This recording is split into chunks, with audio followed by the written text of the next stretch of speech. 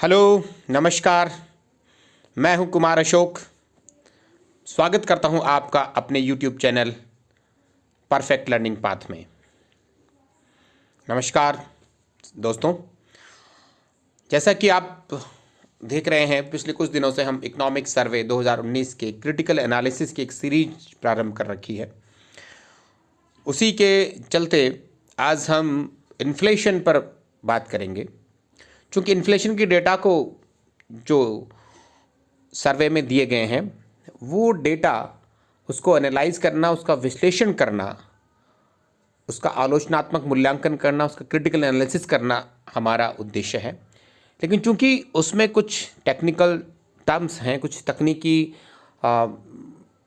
शब्दावलियां हैं, तो जब तक हम उनको, उसके कॉन्सेप्ट को, इन्फ्लेशन को, मुद्रास्फीति यानी उसके कॉन्सेप्ट को नहीं समझेंगे, उसकी संकल्पना को नहीं समझेंगे, तब तक हम उसके क्रिटिकल जो एनालिसिस हम आगे करेंगे वो हम समझ नहीं पाएंगे।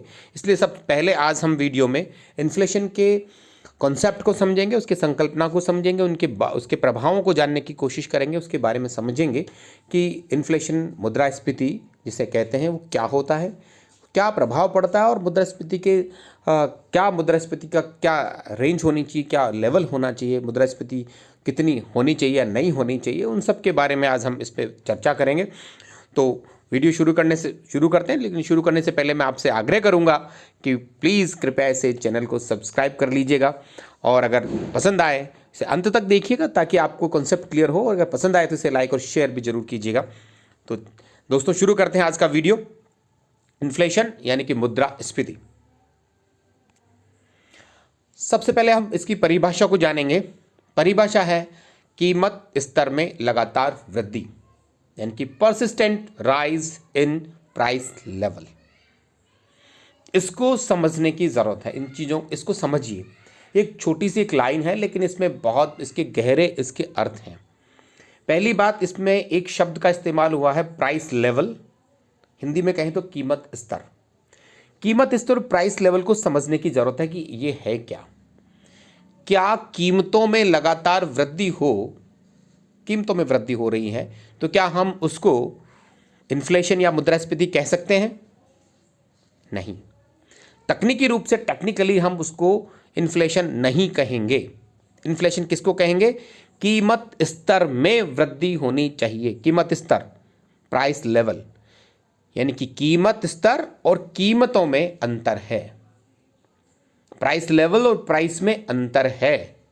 हम बाजार में गए, हमको चीनी महंगी मिल रही है, कुछ चीज़ें महंगी मिलने लगी हैं, इसका मतलब ये नहीं है कि इन्फ्लेशन है। नो, वी कांट से कि यहाँ मुद्रास्फीति है, इन्फ्लेशन है, हम नहीं कह सकते। उसको कहने के लिए हमें क्या करना होगा? प्राइस लेवल को जानना होगा, कीमत स्तर को जानना होगा। कीमत स्तर क्या होता है? कीमत स्तर कीमत से किस तरह से डिफर करता है, क्या अंतर होता है दोनों में, वो जानते हैं।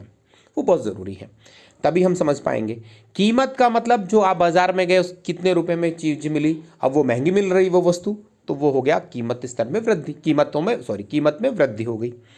कीमत स्तर क्या है? कीमत स्तर ये है कि हम इन्फ्लेशन यानी कि मुद्रास्फीति को मेज़र करने के लिए, इसको मापने के लिए एक टूल, एक इंडेक्स का, यानी कि एक संकेतक का इस्तेमाल करते हैं, और वो है WPI, होलसेल प्राइस इंडेक्स, और आजकल एक नया प्रारंभ किया है, कंज्यूमर प्राइस इंडेक्स, उपभोक्ता मूल्य सूचकांक। तो होलसेल प्राइस इंडेक्स और कंज्यूमर प्राइस इंडेक्स, ये जो इंडेक्स हैं, इनमें कुछ वस्तुओं को रखा गया है। अब वो जो वस्तुएं रखी गई हैं WPI और CPI में, उन वस्तुओं का, उसमें कुछ ग्रुप बना रखे हैं, अलग अलग ग्रुप्स हैं, उन ग्रुप को कुछ वेटेज दिया गया है उन वस्तुओं को, और उसके बाद उनकी कीमतों में जो परिवर्तन है उसको मापते हैं, उसका एवरेज लेते हैं। उसका एवरेज लेने के बाद जो डिजिट आता है, वो आता है, उसको बोलते हैं कीमत स्तर। तो वो जो कीमत स्तर है, जो WPI CPI का जो इंडेक्स है, उसको बोलते हैं कीमत स्तर। उसमें अगर वृद्धि हो रही है, उस इंडेक्स में, यानी कि जो वस्तुएं शामिल की गई उन वस्तुओं में वृद्धि हो, फिर उसका जो वेटेज है, किसी का कम किसी का ज़्यादा, फिर उसका एवरेज हो, उसके बाद अगर कीमत स्तर में वृद्धि हो रही है, तो ही वो इन्फ्लेशन या मुद्रास्फीति की श्रेणी में आएगा, इन्फ्लेशन क्रिएट करेगा अर्थव्यवस्था में। राइट, समझ में आई बात। कीमत अलग चीज है, कीमत स्तर अलग चीज है। कीमत स्तर बहुत सारी जो वस्तुएं हैं उनका औसत है और सबका वेटेज अलग अलग है। कुछ पेट्रोलियम गुड्स हैं, कुछ कंज्यूमर गुड्स हैं, कुछ फूड वगैरह आइटम्स हैं, तो उनका, कुछ इंडस्ट्रियल वस्तुएं हैं, तो उनका सबका अपना अलग अलग वेटेज दिया गया है। तो जिसका वेटेज ज़्यादा है उसकी कीमतों में अगर वृद्धि होगी तो ही बहुत ज़्यादा वृद्धि हमको कीमत स्तर में देखने को मिलेगी। एक सिंपल सी लॉजिकल बात है। तो कीमत स्तर में वृद्धि होनी चाहिए। पहली बात, कीमत स्तर को देखेंगे, कीमत को नहीं देखेंगे। नंबर 1 ये कॉन्सेप्ट क्लियर होना चाहिए कि ऑप्शन में अगर आपको कहीं आए कीमत में वृद्धि, आप तुरंत आपने अगर ABCD लगा रखा, आपने कीमत में वृद्धि लगाई, दैट इज रॉन्ग। नीचे तक पढ़िए, उसमें लिखा होगा कीमत स्तर, प्राइस लेवल। तो price level is correct, price is not correct. तो कीमत स्तर में वृद्धि, पहली बात। नंबर 1 कंसेप्चुअल क्लियर कीजिए, कीमतों में नहीं, कीमत स्तर यानी कि WPI CPI की हम बात कर रहे हैं। नंबर 1। दूसरा, उसमें वृद्धि हो लेकिन कैसी, लगातार परसिस्टेंट वृद्धि होनी चाहिए। ये नहीं कि एक तिमाही, थोड़े दिन में वृद्धि हो गई, क्योंकि ये डेटा मंथली डेटा है, वीकली डेटा है। एक वीक से दूसरे वीक में बढ़ गई तो क्या इन्फ्लेशन हो गया? नो।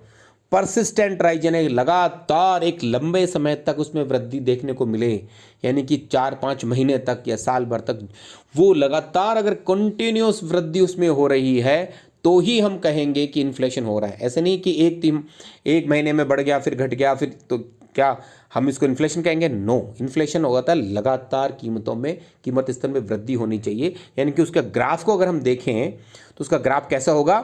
पॉजिटिवली स्लॉप्ड, यानी कि धनात्मक ढाल वाला होगा और ऊपर की ओर लगातार बढ़ता हुआ होगा। पॉजिटिवली स्लॉप अपवर्ड डायरेक्शन में जो होगा कर्व, वो अगर ऐसा हो रहा है, प्राइस लेवल का कर्व अगर इस तरह से चल रहा है कि वो पॉजिटिवली स्लॉप्ड और अपवर्ड डायरेक्शन में है, यानी कि धनात्मक ढाल वाला और ऊपर की ओर बढ़ता हुआ अगर उसका वक्र है कीमत स्तर का, यानी कि वो लगातार कीमत स्तर में वृद्धि को शो कर रहा है, तो ही हम कहेंगे कि कीमत यानी कीमत स्तर में वृद्धि लगातार हो रही है। तो ये मुद्रास्फीति की यानी कि इन्फ्लेशन की स्थिति हमारी अर्थव्यवस्था में बन गई है। तकनीकी रूप से ये बात होगी। राइट, तो हमको क्या देखना है? 2 चीज, कीमत स्तर में, दूसरा लगातार वृद्धि। कीमत स्तर में वृद्धि नहीं, कीमत स्तर में लगातार वृद्धि। कीमतों में वृद्धि नहीं, कीमत स्तर में होनी चाहिए वृद्धि, और क्या होनी चाहिए? लगातार वृद्धि होनी चाहिए। तो करेक्ट बात क्या है इन्फ्लेशन की? कि कीमत स्तर में लगातार वृद्धि ही इन्फ्लेशन या मुद्रास्फीति कहलाएगी। राइट, ये कॉन्सेप्ट क्लियर हुआ? आगे चलते हैं। अब है कि कीमत स्तर में वृद्धि हो गई तो इसके होगा क्या, इसके क्या इफेक्ट्स होंगे, प्रभाव क्या होंगे इसके, इसको हम देखते हैं। पहला प्रभाव जो हम सब सामान्य रूप से जानते हैं, सब समझते हैं कि वस्तुओं की कीमतों में वृद्धि हो जाएगी। यानी कि जो वस्तुएं कीमत स्तर में अगर वृद्धि हो गई है, इन्फ्लेशन WPI CPI में वृद्धि हो गई है, तो उसका प्रभाव हमको क्या देखने को मिलेगा कि हम बाजार में जब चीज़ें खरीदने जाएंगे, वस्तुएं खरीदेंगे, तो हमें वो महंगी मिलेंगी, यानी कि उनकी प्राइसेस बढ़ी हुई होंगी। तो वस्तुओं की कीमतों में क्या होगा? वृद्धि होगी, वस्तुओं की कीमतें बढ़ जाएंगी, वो हमें महंगी दामों पर मिलने लगेगी। नंबर 1। नंबर 2, मुद्रा के मूल्य में कमी। ये कॉन्सेप्ट है इंपॉर्टेंट, इसको समझो। मुद्रा के मूल्य में कमी, इसका मतलब क्या हुआ कि मनी की वैल्यू जो है वो डिक्रीज हो जाएगी, कम हो जाएगी। कैसे कम हो जाएगी इसको समझिए, उसके उदाहरण से समझ लेते हैं। उदाहरणार्थ, यदि हम बाजार जाते हैं 100 रुपया लेकर और बाजार से हम 2 किलो चीनी 100 रुपये में खरीद कर लेकर आते हैं। राइट, 100 रुपये दिए, हमने क्या खरीदी? 2 किलो चीनी खरीदी। तो उस 100 रुपये की कीमत को अगर हम वस्तुओं के रूप में मापें तो उसकी 100 रुपये की कीमत क्या रही? 2 किलो चीनी। 100 रुपये की कीमत बराबर 2 किलो चीनी, यानी कि 2 किलो चीनी के बराबर 100 रुपये की का मूल्य है। 100 रुपये की जो मूल्य है, 100 रुपये का जो उसकी जो इम्पोर्टेंस है वो क्या है? 2 किलो चीनी के बराबर उसका मूल्य है 100 रुपये का। राइट, अब इन्फ्लेशन के कारण फिर हम जब खरीदने गए बाजार में चीनी, तो चीनी का दाम हो गया 75 रुपये किलो या जो भी हुआ। अब हम गए तो हमने वही 100 रुपये उसको दिए कि भाई हमें चीनी दे दीजिए। वो चीनी हमको देता है 1.5 किलो। पहले कितनी दी थी? 2 किलो। अब दे रहा है 1900 रुपये में 1.5 किलो, क्योंकि क्या हुआ? इन्फ्लेशन हो गया, चीनी की कीमतों में वृद्धि हो गई, तो उसने 1.5 किलो चीनी दी। तो अब उसी 100 रुपये की कीमत क्या हो गई? 1.5 किलो चीनी के बराबर ही रह गई। पहले 2 किलो चीनी के बराबर उसकी वैल्यू थी, अब उसकी कीमत क्या रह गई? 100 रुपये की वैल्यू क्या रह गई? 1.5 किलो चीनी के बराबर। तो क्या हुआ? उसकी 100 रुपये की वैल्यू क्या हो गई? कम हो गई। अब 1.5 किलो चीनी के बराबर ही वैल्यू रह गई, पहले 2 किलो चीनी के बराबर थी, तो मुद्रा के मूल्य में कमी हो गई। तो इन्फ्लेशन, तो तीसरा पॉइंट इसी से जनरेट है, यह है कि इन्फ्लेशन यानी कि मुद्रास्फीति और मुद्रा के मूल्य यानी कि मनी की जो वैल्यू है उनमें ऋणात्मक यानी कि नेगेटिव रिलेशन होता है, ऋणात्मक संबंध होता है, नेगेटिव रिलेशनशिप होती है। किसमें? Inflation and value of money में नेगेटिव रिलेशनशिप होती है, यानी कि मुद्रास्फीति और मुद्रा के मूल्य में ऋणात्मक संबंध होता है। ऋणात्मक संबंध का मतलब एक दूसरे के विपरीत होते हैं, यानी कि मुद्रास्फीति बढ़ेगी तो मुद्रा का मूल्य कम होगा, क्योंकि चीज़ें महंगी हो जाएंगी, तो उसी 100 रुपये की कीमत घटने लग जाएगी। और अगर महंगी हो जाए, चीनी सपोज करो 100 रुपये किलो हो जाए, तो हमने 100 रुपये दिए तो क्या क्या मिला हमको? सिर्फ 1 किलो चीनी। पहले 100 रुपये की कीमत 2 किलो चीनी के बराबर थी, फिर इन्फ्लेशन हुआ, 1.5 किलो चीनी के बराबर हो गई, और इन्फ्लेशन हुआ तो 1 किलो चीनी के बराबर रह गई 100 रुपये की कीमत। तो 100 रुपये का जो वैल्यू है वो इन्फ्लेशन जैसे जैसे बढ़ता गया उसकी वैल्यू कम होती गई। तो दोनों में रिलेशन क्या हुआ? इन्फ्लेशन बढ़ा, जैसे जैसे इन्फ्लेशन बढ़ता है मुद्रा का मूल्य, वैल्यू, मनी की वैल्यू गिरती है, यानी कि जैसे मुद्रास्फीति बढ़ती है मुद्रा का मूल्य गिरता है। इन्फ्लेशन यानी कि inflation and value of money दोनों में नेगेटिव रिलेशनशिप होती है। ये आपको ध्यान रखना है, ये बात आपके समझ में, कंसेप्टली समझ में आ जानी चाहिए। तीसरा क्या होगा? नौकरी पेशा तथा मजदूरों को हानि होगी। क्यों हानि होगी? क्योंकि नौकरी पेशा जो लोग हैं और जो मजदूरी करते हैं उनको 1 महीने के बाद एक फिक्स पगार मिलती है, वेतन मिलता है फिक्स, यानी कि 1000 रुपये मिल रहे हैं फिक्स। पहले भी 1000 मिलते थे, अब इन्फ्लेशन हो गया, इनकी कीमतें महंगी हो गई हैं, तो भी 1000 रुपये ही मिलेंगे।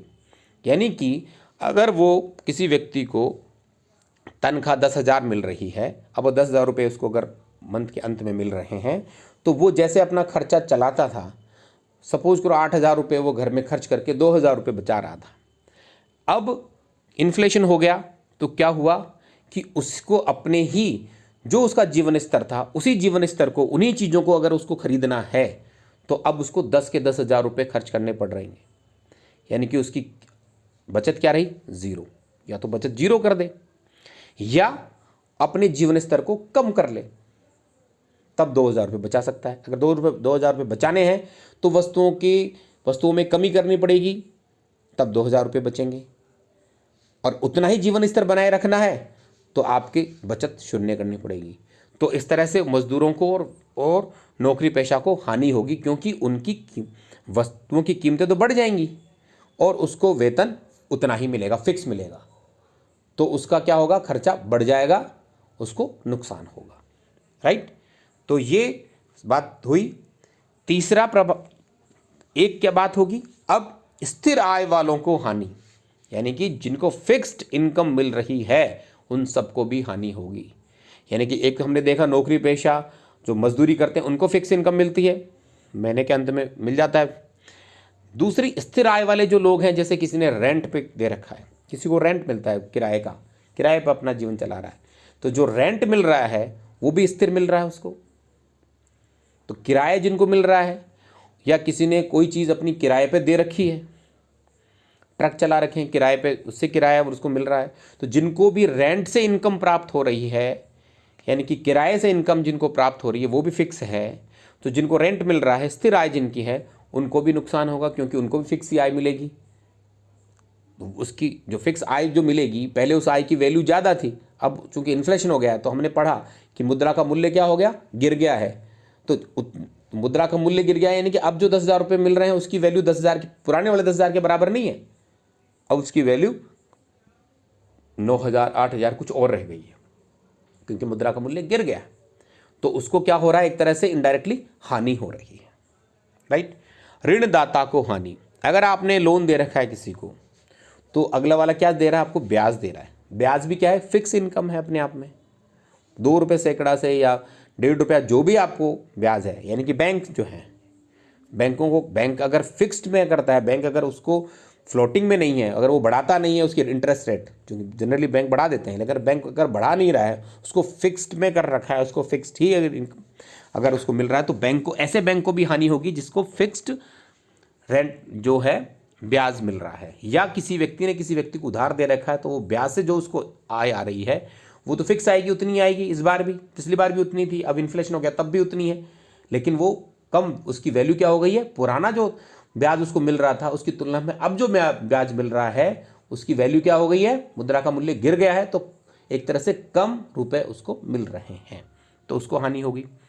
ऋणी को लाभ, जिसने ऋण ले रखा है वो जो पे कर रहा है उसको लाभ होगा, क्योंकि पहले सपोज करो वो 100 रुपये महीने के ब्याज दे रहा था, अगर उसको दूसरे तरीके से समझे, अगर सपोज करो वो 100 रुपये का जो ब्याज जो चुका रहा था वो चीनी के रूप में चुकाए, तो वो पहले कितनी, वो कहता था मुझे तो आप 100 रुपये के बजाय मंथली तुम मुझे चीनी ला दिया करो मेरे घर में, बस वो ब्याज है, तो वो कितने बैग लेके आता था 100 रुपये के, 2 किलो चीनी ला के रख देता था 100 रुपये की।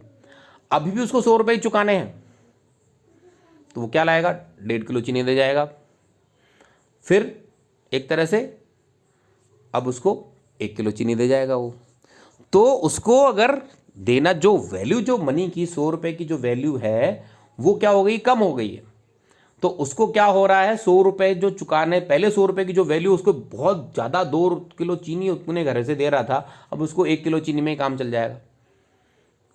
सपोज करो उसके घर में पैदा चीनी हो रही है, तो 2 किलो चीनी देता था, अब उसको क्या क्या हो गया, उसको 1 किलो चीनी देनी पड़ रही है, तो उसको क्या हो गया, लाभ हो गया, क्योंकि उसको जो वैल्यू, जो मनी की वैल्यू 100 रुपये की जो वैल्यू ज़्यादा वैल्यू दे रहा था, अब उसको कम वैल्यू ही चुकानी पड़ रही है, क्योंकि वो 100 रुपये ही चुकाएगा, ज़्यादा नहीं चुकाएगा, तो ऋणी को लाभ होगा, ऋणदाता को हानि होगी, राइट, क्लियर।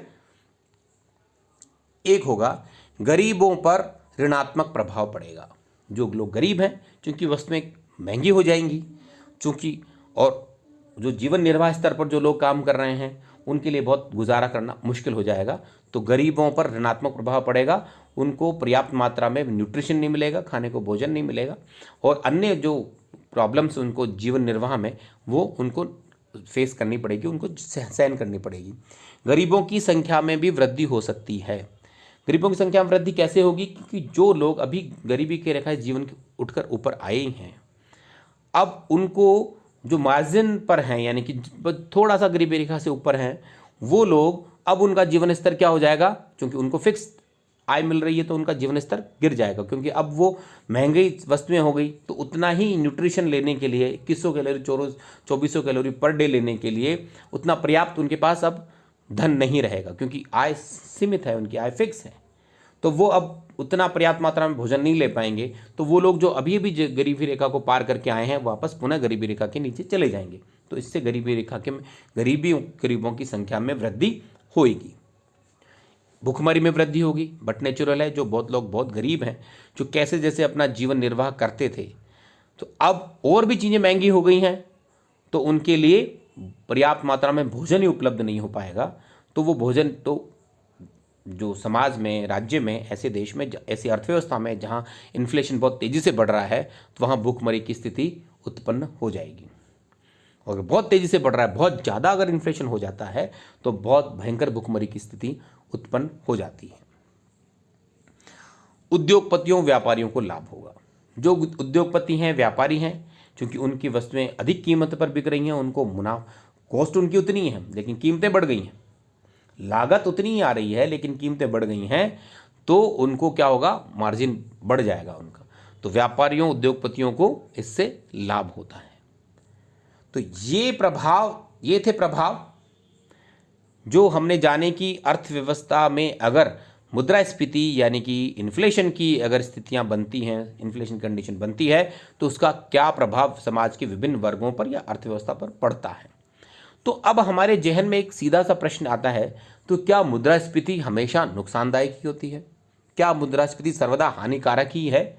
मुद्रास्फीति इतनी बेकार चीज़ है, इतनी हानिकारक है अर्थव्यवस्था के लिए, यानी कि अर्थव्यवस्था में मुद्रास्फीति होनी ही नहीं चाहिए, यानी कि अर्थव्यवस्था में मुद्रास्फीति नहीं होनी चाहिए। जो हमने अभी कारण देखे, प्रभाव जो देखे, उससे ये स्पष्ट रूप से हमारे जहन में अंकित हो गया कि अर्थव्यवस्था में मुद्रास्फीति नहीं होनी चाहिए, वो अच्छी चीज़ नहीं है। इस प्रश्न का उत्तर हम समझते हैं। मुद्रास्फीति की 3 स्थितियां हो सकती हैं। बहुत अधिक मुद्रास्फीति हो सकती है, अत्यधिक मुद्रास्फीति की स्थिति, यानी कि 2 डिजिट से ऊपर हो जाए, यानी कि 10% से लेकर ज़्यादा मुद्रास्फीति अगर हो जाए, 3 अंकों में जा सकती है, 100 भी हो सकती है, 300 भी हो सकती है, 10 से ऊपर जितनी भी 400, 500, 1000 तक भी जा सकती है, कई देशों में गई भी है। तो अगर ऐसी स्थिति हो जाए वो मुद्रास्फीति है। अत्यंत न्यून हो जाए कि 1%, 1.5%, 0.5% मुद्रास्फीति हो जाए, ये भी हो सकती है। एक हो सकती है मध्यम मुद्रास्फीति, हो सकती है कि 4%, 5%, 6% मुद्रास्फीति, एक ये भी हो सकती है। तो मुद्रास्फीति की बहुत सारी कंडीशंस, बहुत सारी स्थितियां हैं, उसकी स्टेजेस हैं।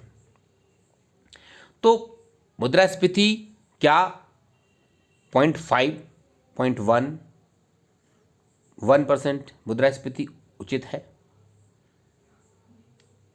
सबसे अच्छी है? या ये तो हमने देख लिया 10, 20, जो अत्यधिक मुद्रास्फीति जो हमने देख ली कि ये तो नुकसानदायक है। मुद्रास्फीति नुकसानदायक है, लेकिन सर्वदा नहीं है।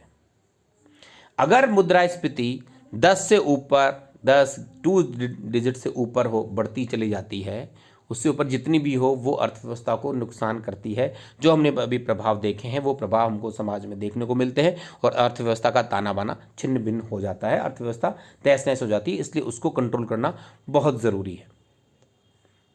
तो अर्थव्यवस्था में तीव्र मुद्रास्फीति की स्थिति उचित नहीं है, हानिकारक है। अत्यंत न्यून मुद्रा, तो क्या अत्यंत न्यून मुद्रास्फीति लाभदायक है? नहीं। अत्यंत न्यून मुद्रास्फीति भी लाभ, इसका मतलब ये बिल्कुल भी नहीं है कि 10% उस, अगर तीव्र मुद्रास्फीति अगर है, अगर तीव्र मुद्रास्फीति की स्थिति नुकसानदायक है, तो इसका मतलब कतई नहीं है कि मुद्रास्फीति, बहुत कम मुद्रास्फीति यानी शून्य मुद्रास्फीति देश के लिए, अर्थव्यवस्था के लिए वरदान होगी, बिल्कुल भी नहीं। ये भी उतनी ही हानिकारक है जितनी अत्यधिक मुद्रास्फीति हानिकारक होती है। अत्यंत न्यून मुद्रास्फीति यानी कि 0.5, 0.1, 1% मुद्रास्फीति की स्थिति में क्या होगा कि जब मुद्रास्फीति की बहुत न्यून हो जाती है, तो ऐसी स्थिति में मुद्रास्फीति में जो उत्पादक हैं, जो उद्योगपति हैं, जो व्यापारी हैं, उनके कार्य करने की प्रेरणा समाप्त हो जाती है, उनका मोटिवेशन खत्म हो जाता है, क्योंकि उनको उससे लाभ प्राप्त नहीं होता, उनकी लाभ की स्थितियां नहीं रहती हैं। जब लाभ की स्थितियां नहीं रहती हैं तो अर्थव्यवस्था में, इकोनॉमी में बहुत इन्वेस्टमेंट यानी कि निवेश नहीं होता है। जब अर्थव्यवस्था में, इकोनॉमी में इन्वेस्टमेंट नहीं होगा, निवेश नहीं होगा, तो अर्थव्यवस्था, इकोनॉमी आगे नहीं बढ़ेगी। और जब वो आगे नहीं बढ़ेगी तो अधिक लोगों को रोजगार नहीं मिलेगा। तो रोजगार क्या होगा? ऐसी दशा में बेरोजगारी बढ़ने लगेगी। अब जब बेरोजगारी बढ़ेगी तो क्या होगा? इनकम नहीं होगी, और जब इनकम नहीं होगी तो अर्थव्यवस्था में पुनः गरीबी और वो सच दुष्चक्र जो पहले हमने अभी तक जो मुद्रास्फीति अधिक होने के जो प्रभाव पड़ते आ रहे हैं, गरीबों पर जो प्रभाव पड़ रहा था, वो प्रभाव पुनः अर्थव्यवस्था में प्रारंभ हो जाएगा। तो मुद्रास्फीति, बहुत न्यून मुद्रास्फीति होने पर भी चूंकि उसमें इन्वेस्टमेंट की प्रेरणा समाप्त हो जाती है, इसलिए व्यापारी, इंडस्ट्रियलिस्ट जो हैं, उद्योगपति जो हैं, वो नया व्यापार प्रारंभ नहीं करते हैं, उसमें अधिक इन्वेस्टमेंट नहीं करते हैं, इसलिए अधिक लोगों को रोजगार नहीं मिलता है और अर्थव्यवस्था क्या होती है? स्थिरता में आ जाती है, जकड़न में आ जाती है और हमारी अर्थव्यवस्था आगे नहीं बढ़ पाती है। तो वही प्रभाव होंगे, गरीबी होगी, भुखमरी होगी, ये सब प्रभाव बहुत अधिक न्यून मुद्रास्फीति के कारण भी वही प्रभाव होंगे जो बहुत अधिक मुद्रास्फीति के कारण आ रहे हैं। समाज के गरीब वर्ग पर बता रहा हूं। दूसरा, तो फिर मुद्रास्फीति की क्या दशा होनी चाहिए? मध्यम मुद्रास्फीति 1 प्रेरणात्मक मुद्रास्फीति की दर होना आवश्यक है। किसी भी अर्थव्यवस्था की गतिशीलता के लिए, उसकी अर्थ इकोनॉमी को आगे बढ़ने के लिए ये बहुत बहुत ज़रूरी है कि उस अर्थव्यवस्था में एक मॉडरेट लेवल की, एक ऑप्टिमम लेवल की, यानी कि एक अनुकूलतम मुद्रास्फीति की दर होनी ही चाहिए। इन्फ्लेशन की एक ऑप्टिमम लेवल होना ही चाहिए। और वो जो अब तक भारतीय अर्थव्यवस्था के संदर्भ में हम बात करें तो 4 से 6% के बीच में अगर मुद्रास्फीति रहती है तो हमारी अर्थव्यवस्था बहुत अधिक तेजी से आगे बढ़ती है। तो भारत के लिए मुद्रास्फीति की जो दर है वो 4 से 6% के बीच में अगर मुद्रास्फीति चल रही है तो इसका मतलब है कि व्यापारियों को, इंडस्ट्रियलिस्ट को व्यापार करने की प्रेरणा मिल रही है, नए नए इन्वेस्टमेंट की प्रेरणा मिल रही है, अर्थव्यवस्था आगे बढ़ रही है, रोजगार बढ़ रहा है और गरीबी कम हो रही है और नया नया उत्पादन बढ़ता चला जा रहा है।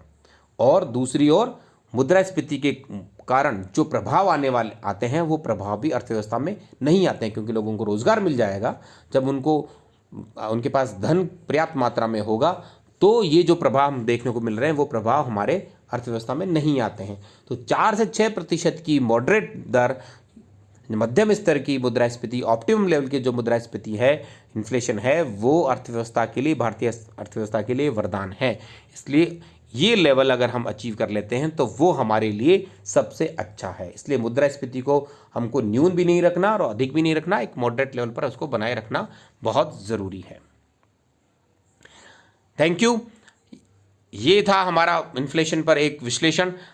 आगे वीडियो में हम देखेंगे कि इन्फ्लेशन को WPI और CPI जो इंडेक्स है उनसे कैसे मापते हैं, उनमें क्या डिफरेंस है और इन दोनों में किस प्रकार से कौन ज़्यादा उपयुक्त है, उचित है, उन सब के बारे में अगले नेक्स्ट वीडियो में चर्चा करेंगे। तब तक के लिए धन्यवाद। Thank you.